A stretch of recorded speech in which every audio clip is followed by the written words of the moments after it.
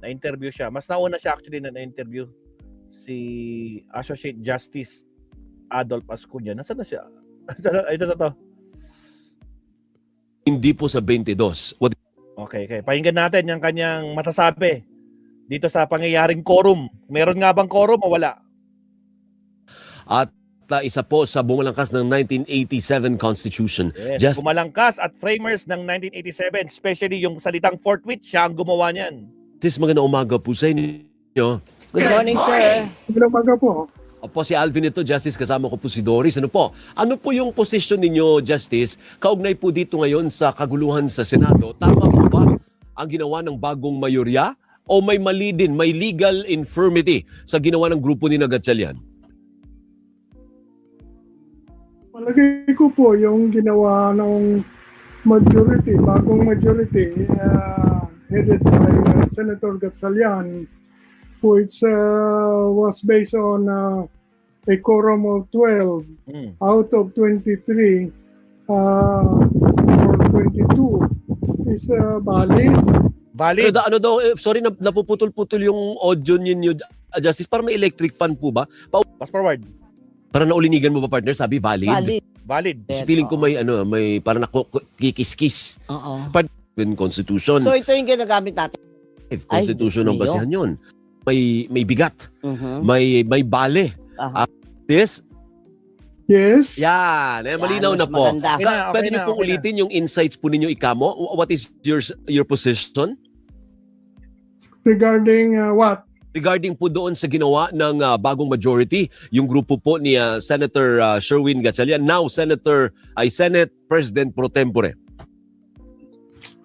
We have a statement on that. I'm part of a group.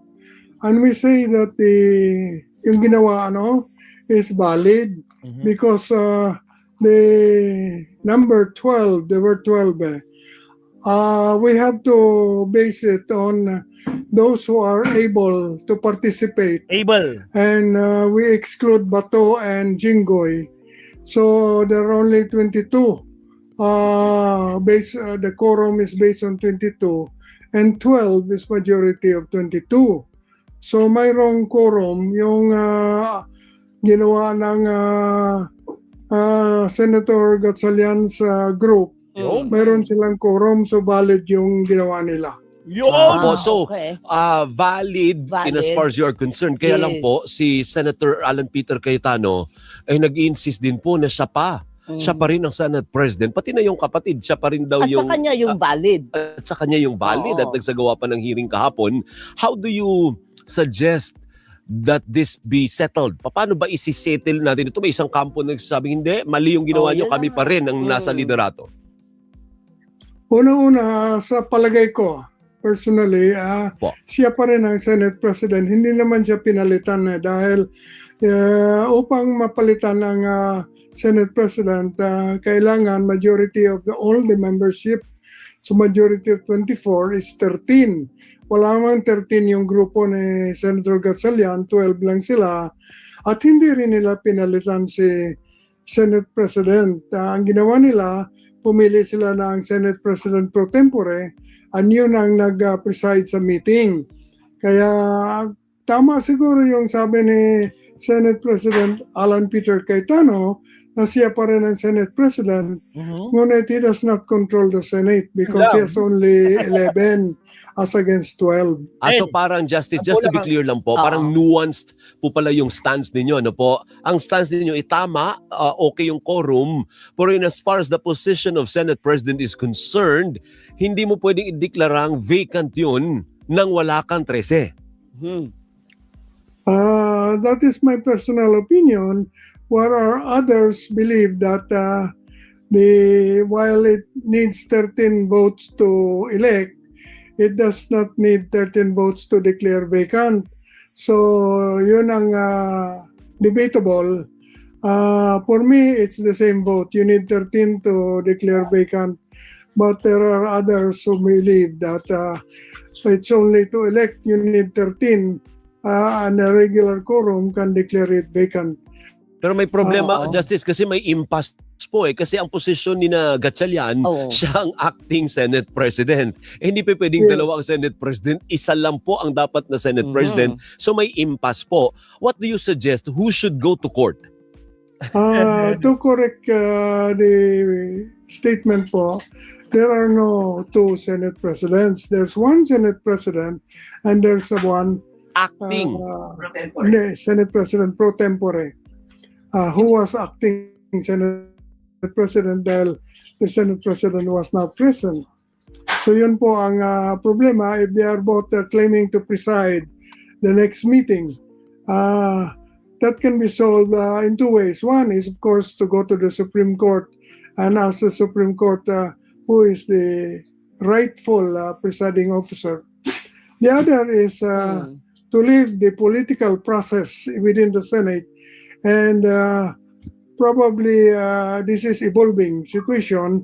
One more senator might cross over, and the necessary vote to elect a new Senate President will be obtained. But in this Opo, case, opo. Justice, who do you think should go to court? Is it the camp of Cayetano or yung kampo ni Gatchalian? I cannot predict who, but any of them is possible. They can change their affiliation. So if that happens, you need only one person, one senator, to change sides. You'll have 13. Opo. Justice, sabi nga ni Alvin, isa ka doon sa nagbalangkas ng konstitusyon. Bakit po kaya nagkakaroon ng sandamakmak na interpretasyon? Kanyo naman malinaw doon sa konstitusyon kung ano ang proseso. Bakit nagkakagulo ngayon? Ayan na siya! Surprise! Surprise din! Nagkaya Again sa mga bagong pasok, Mabsat, baka naman, huwag kalimutang mag-like and subscribe po. Salamat. Dahil sa computation ng quorum, whether it should be based on 24 or you exclude those who cannot participate. So yun ang interpretation. Ang grupo ni Senator Gatchalian says that we have to exclude those who cannot participate because one is detained and the other is fugitive, running away, so cannot be found. So you exclude that in counting the quorum. If that is correct, then the quorum is only 12, and they have enough to do business. They can do business. Opo. To elect a new Senate President, in my opinion, you need one more vote. Opo, may One narinig, more. Justice, may narinig ako opinion kagabi nung nag-scroll ako sa social media. Oo. Sabi niya yung 1987 Constitution kasi ang nilagay daw na word ay all members of the Senate. Wala daw po yan sa 1935 Constitution. Therefore, ibabangga talaga sa 24, hindi po sa 22. What do you say? Tungkol dun sa quorum, ang requirement for both 1935 and the 1987 present constitution is the same. It just says majority of the Senate. And majority of the Senate does not mean 24. It means majority of those who are able to participate. Yan po ang ruling ni Abilino versus Cuenco. Opo. And the language on quorum is the same, 35 and 87 Constitution. Majority. It doesn't say all the members of the Senate. It just says majority of the Senate. And that has been interpreted to mean only those who are participating will be included in reckoning the quorum. Opo. Justice, kung wala pong magde-defect from the side of Cayetano to the side of Gatchalian para makakuha po sila ng 13 at mag-i-insist si Cayetano na siya pa rin ang mangunguna at siya pa rin ang magli-lead. Ano po? Paano po yun? Sino ang masusunod? Yung acting Senate President na Senate President pro tempore o yung Senate President na si Cayetano? The dynamics of the Senate will decide that, for instance, if Alan Peter Cayetano insists he is the Senate President, and then he calls the meeting, and then he has only 11. Di wala silang quorum, so he cannot proceed. So On the other hand, the group of Gatchalian can meet and they have a quorum so they can do business because they are 12. So yun ang nakikita ko na kung the two groups will insist on meeting separately, Opo. the one that has a quorum and can do business is the group of Gatchalian. Opo, pero parang hindi naman siguro pwede na sinisweldohan kayo ng taong bayan, hindi at ganyan ang nangyayari. Ano Kaya po? na nga eh. Nakakahiya po sa taong bayan na kasi public servants po sila, hindi ba, Justice? Tama. Opo, dapat isipin nga nila yung kapakanan ng bayan at ayusin nila. Sila dapat mag-ayos na para hindi nakakalula yung sitwasyon sa Senado ngayon. Justice, may bale po ba na ang kinilala ng Malacanang, ang kinilala ng Kamara ay ang kampo ni Gatchalian? Ito pong nangyari something internal to the Senate and it is a process that only the Senate should be able to resolve among themselves. Maliban lang kung may gross abuse of discretion na pwedeng questionin sa Supreme Court. The President, I think, can intervene in the sense of calling for a special session, for instance, but he cannot intervene on the internal organization of the Senate. Opo. Justice, sa nangyayari, sabi nyo nga po, ito dapat internal lang sa mga senador. Pero kung ang isang tao na taxpayer po ay mag-decide na, teka lang, naguguluhan na ako, magsasampa ako ng kaso. Kakwestiyonin ko to, akyat ako ng Supreme Court. Pwede po ba yun? O dapat yun lang mga apektado na partido ang Very good. magsasampa ng kaso? Again? Paano po yun yung, pwede po ba ang kahit sino na umakyat sa Korte Suprema magtanong, ipaklaro kung ano na ang... Kung sino talaga ang tama? Kung sino ang tama at sino ang mali. Or sila lang na participants? Sabi mo kasi kanina, justice internal dapat sa mga senador eh. Ang palagay ko dapat ay pabayaan na muna ang Senado na gumawa ng solusyon at hindi muna magkialam ang Korte Suprema sa palagay ko dahil ito ay internal matter at ang tinatawag na political question, hindi dapat makialam ang Korte Suprema. Pabayaan muna ang development dahil mabilis ang development dito.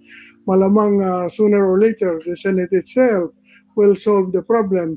Halimbawa, one more senator will cross the line, that will solve the problem. Pero academically speaking, for discussion purposes lang, Justice, ano po, pwede ba na ang pumunta sa Korte Suprema para magkaroon ng kalinawan kung sino talaga ang tama o mali ay halimbawa si Doris Bigornia as a taxpayer? O hindi pwede yun, dapat kung sino lang yung apektado ng gusot, either sa kanila ang pupunta sa Korte Suprema, hindi pwede yung ordinaryong Juan de la Cruz. A taxpayer suit is possible because this involves a question of far-reaching importance. And the jurisprudence says that where questions of far-reaching importance are concerned, even a taxpayer has an interest, legal interest to file a suit. So it's possible the taxpayer can file a petition in the Supreme Court to determine, for the court to determine whether or not Senate President Alan Peter Cayetano is still Senate President, for instance. But what the court will do, we cannot tell because there are many options in that case for the court. Kumbaga pwedeng sabihin, Justice ng Supreme Court na hindi internal yan sa Senado eh. Hindi kami makikialam. Pwedeng ganun, ano po? Pwede sabihin political question yan. Yeah. Hindi kami makikialam. Opo. Yun ang one possibility. So Opo. we cannot tell. Opo. We cannot we cannot preempt what Mm. the court will do in that eventuality. Pero kung ang tanong lang ay kung pwede kayong magsampa, pwede. Kahit sino. Pero ang susunod na tanong is, aaksyonan ba ng Korte Suprema? Ay, hindi natin alam. Yan, ganun yun, ano. Thank you, Justice. Mabuhay po kayo. Maraming salamat po sa oras. Ano po? Thank you, sir. Yun. At least narinig natin yung pagkaklaro. Ito mga kabsat, Diyos ko po, Rudy. Nakita lang natin kanina. Katatapos lang yung interview ni Attorney Luistro. Kanino sila maniniwala at kanino sila magsasubmit? Pakinggan natin to. Alright, countdown muna tayo mga kabsat. Again, shout out Sir Tony, shout out Leonida, shout out Makwan, shout out Ardayan. Sino pa ba ng mga bagong pasok mula kanina? Si Cora Vidal, ayan, saka sa lahat. Shout out sa inyo. Okay, countdown muna tayo. Here we go.